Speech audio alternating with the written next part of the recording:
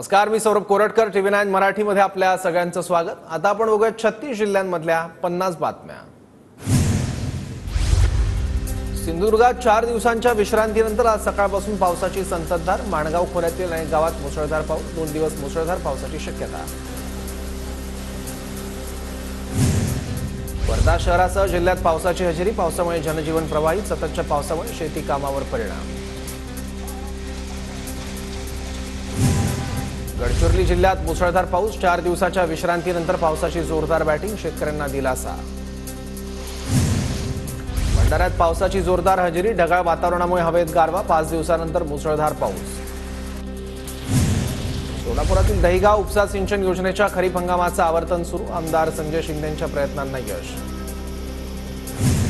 सोसाट्याच्या वाऱ्यामुळे मालवण येथल्या सरजेकोट समुद्रात खडकाळ भागात बोट आदळली. जोरदार धडक बसल्यानं बोटीचं 7 ते 8 लाखांपर्यंतचं नुकसान. सुदैवानं खलाशी बचावले.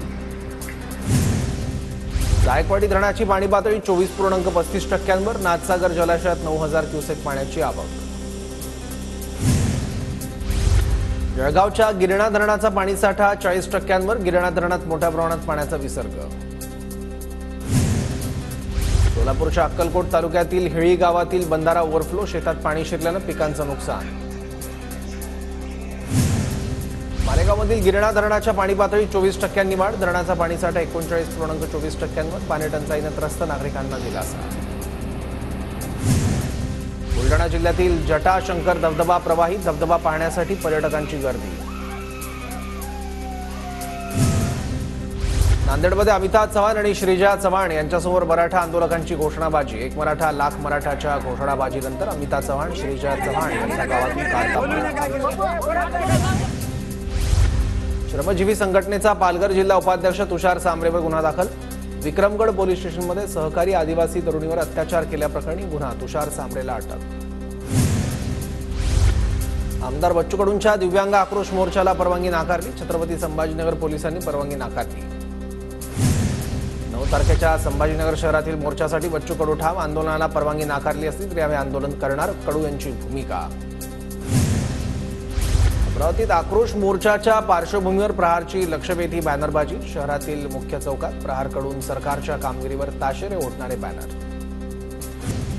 गडचिरोलीतील अहेरी विधानसभेत शरद पवार गट विरुद्ध अजित पवार गटात लढत होण्याची शक्यता. धर्मराव बात्राम यांच्या विरोधात शरद पवार गटाकडून संदीप कोरे तिकीट मागण्याचे संकेत. गिरणा खोऱ्यातील नारपारचं पाणी गुजरातला वळवल्यानं चाळीसगावमध्ये ठाकरे गट आक्रमक. केंद्र सरकार आणि राज्य सरकारचं प्रतिकात्मक पुतळ्यांचं दहन. ग्रामपंचायत कर्मचाऱ्यांच्या विविध मागण्यांकरिता भंडारा जिल्हा परिषदेसमोर 1 दिवसीय आंदोलन. जिल्हाभरातील ग्रामपंचायत कर्मचाऱ्यांचा आंदोलनात मोठ्या संख्येनं सहभाग. सिंधुदुर्ग जिल्हा माध्यमिक आणि उच्च माध्यमिक शाळा मुख्याध्यापक संघाचा जिल्हाधिकारी कार्यालयावर मोर्चा. पवित्र पोर्टलवरील शिक्षक नियुक्तीच्या प्रमुख मागणीसह जिल्हाधिकाऱ्यांना निवेदन कार्यालय. आरक्षणाच्या मागणीसाठी परभणीत मुस्लिम समाजाचा सुरू असलेल्या उपोषणाला सकल मराठा समाजाचा पाठिंबा. उपोषणस्थळी भेट देत देण्यात आला पाठिंबा. यवतमाळमधील वाई रुई येथे कर्जमाफीसाठी शेतकरी पुत्रांचं बेमुदत आमरण उपोषण. शेतकऱ्यांना कर्जमाफी देण्याची कुणाल जतकरांची मागणी. महत्वाकांक्षी वैनगंगा नळगंगा नदीजोड प्रकल्पाला मान्यता. 4.25 लाख हेक्टर क्षेत्राचं सिंचन होणार. राज्य मंत्रिमंडळाच्या बैठकीत निर्णय. सांगली जिल्ह्यातील शिराळा वनविभागाच्या वतीनं नागपंचमीच्या पार्श्वभूमीवर जनजागृती पथसंचलन. प्रसिद्ध असणारी शिराळ्याची नागपंचमी येत्या 9 तारखेला साजरी होत असल्यानं वनविभागाकडून ग्रामीण भागात जनजागृती. नंदुरबारमध्ये साजरा करण्यात येतोय जागतिक आदिवासी दिवस. डॉक्टर सुप्रिया गावित आणि डॉक्टर हिना गावित यांच्या हस्ते कार्यक्रमाला सुरुवात. 3 दिवस करण्यात आले. विविध कार्यक्रमांचं आयोजन. पुरंदरमधील जेऊर येथे मुलाच्या 13व्या विधीच्या दिवशी वडिलांकडून शालेय मुलांची आरोग्य तपासणी करून श्रद्धांजली. 15 दिवसांपूर्वी डिटेक्ट झालेल्या ब्लड कॅन्सरमुळे त्यांच्या मुलाचा मृत्यू. धाराशिवच्या ईट जिल्हा परिषद शाळेला संतप्त पालकांनी लावलं कुलूप. शिक्षक नसल्यामुळे शाळा व्यवस्थापन समिती पालक आक्रमक. पालकांचा आमरण उपोषणाचा इशारा. गडचिरोली कोरची येथील तहसीलदारांची अवघ्या 13 महिन्यात बदली. प्रशांत गड्डम नावाच्या तहसीलदारांविरोधात अनेक तक्रारी असल्यानं उचल मागणी. राष्ट्रीय हातमाग दिनानिमित्त येवल्यात काढण्यात आली हातमागाची मिरवणूक. शहरातील विणकर बांधवांच्या वतीनं हातमागाची पालखी मिरवणूक. रत्नागिरी नगर परिषद कर्मचाऱ्यांचा आज दुसऱ्या दिवशीही संप सुरू. जुनी पेन्शन योजनेसह विविध मागण्यांसाठी कर्मचाऱ्यांचा संप. परळीच्या वैद्यनाथ मंदिर परिसरातील हरिहर तीर्थाकडे मंदिर प्रशासनाचं दुर्लक्ष. मंदिरात भाविकांची मोठी गर्दी.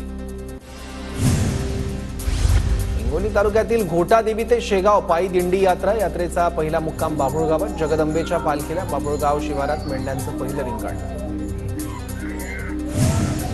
नागपूर महापालिका 446 सार्वजनिक विहिरींची स्वच्छता करणार. स्वच्छतेच्या कामासाठी 1,52,00,000चं प्रावधान. पूरस्थितीमुळे सातारा ते कोल्हापूर दरम्यान आजपासून 13 ऑगस्टपर्यंत विशेष रेल्वे गाड्या. एसटी फेऱ्या बंद असल्यामुळे विशेष रेल्वे गाड्यांची नागरिक मंचने केली होती मागणी. रत्नागिरीच्या एसटी आगारातील डिझेल पुरवठा सुरळीत. सोमवारी डिझेल संपल्याने एसटीच्या 158 फेऱ्या रद्द झाल्या होत्या. छत्रपती संभाजीनगरमध्ये बेजबाबदारपणे रस्ता खोदल्यामुळे अपघात. ठेकेदारावर एमआयडीसी पोलीस ठाण्यात गुन्हा दाखल. मराठवाड्यात पीक विम्याची नोंदणी करणाऱ्या शेतकऱ्यांची संख्या 3 लाखांनी घटली. वेळेवर कागदपत्र उपलब्ध न होणं. पीक विमा मिळण्यास शेतकऱ्यांना अडचणी. छत्रपती संभाजीनगरच्या ग्रामीण पोलिसांकडून बेरोजगारी दूर करण्यासाठी पुढाकार. शहरातील हॉटेल, हॉस्पिटल आणि कंपन्यांमध्ये तब्बल 70 तरुण तरुणींना मिळवून दिलं काम. नांदेड जिल्ह्यात सततच्या पावसामुळे पिकांचं नुकसान. मागील 20 दिवसांपासून पावसाची संततधार सुरू असल्यानं पिकं पिवळी पडायला सुरुवात.